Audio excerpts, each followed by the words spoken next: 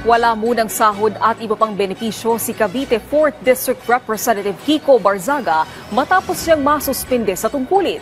Kahapon, formal na ipinatupad ng Kamara ang parusa, bagay na tanggap naman umano ng kongresista. Si Mela Alesmora sa sentro ng balita. With 249 members voting in the affirmative, 5 in the negative, 11 abstentions, the findings and recommendation contained in Committee Report number 28 are hereby adopted.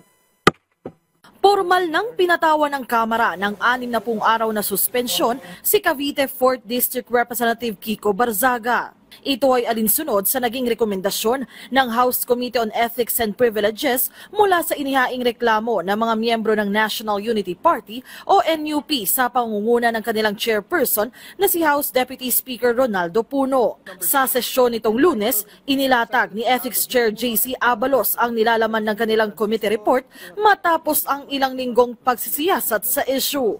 The committee finds Respondent Representative Kiko Barzaga of the 4th District of Cavite guilty of disorderly behavior by violating Section 141A Rule 20 of the Rules of House of Representatives, 4C of RA 6713, or the Code of Conduct and Ethical Standards for Public Officials and Employees, and by engaging conduct unbecoming of a member of the House, and recommends the imposition of the penalty of 60 days suspension from office without the benefit of salaries and allowances during the period of suspension, with a stern warning that repetition of similar misconduct will result to a more severe disciplinary action.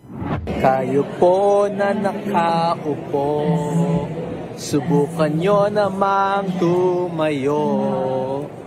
At baka mamyaw meow meow, meow meow meow meow meow meow. Nag-ugat ang reklamo laban kay Barzaga sa iba't iba niyang social media post na nakasisira umano sa reputasyon ng Kamara dahil may kalaswaan, paninira o pag-atake sa gobyerno. Pinabubura na sa kongresista ang kanyang mga post na kinakitaan ng paglabag. Sabi naman ni Barzaga, tanggap niya ang ipinataw na parusa sa kanya pero pinanindigan pa rin niya ang kanyang mga ipinaglalaban. Too many people have died and too much money was plundered from the Filipino people for us to stand down now.